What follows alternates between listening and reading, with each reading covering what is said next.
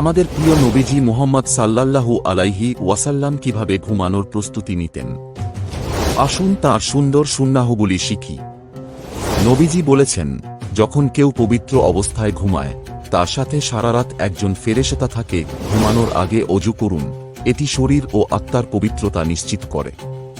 বিছানায় যাওয়ার আগে নবীজি এই দোয়া পড়তেন, আল্লাহুম্মা বিসমিকা আমুতু ওয়া আহইয়া, অর্থ, হে আল্লাহ, তোমার নামে আমি মৃত্যু ও জীবন গ্রহণ করি।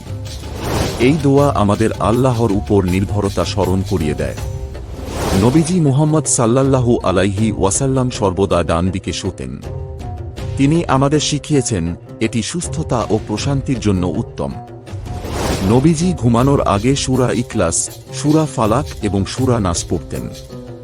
নিজের উপর ফুঁ দিতেন, যা শারীরিক ও আত্মিক সুরক্ষার জন্য। বিছানায় যাওয়ার আগে নবীজি 3 বার বিছানার ধুলা ঝেড়ে নিতেন। নবীজির বিশ্রামের সুন্নাহ আপনাকে দেবে প্রশান্তি, সুরক্ষা এবং বরকত। আসুন আমরা এই সুন্নাহগুলি নিজেদের জীবনে বাস্তবায়ন করি।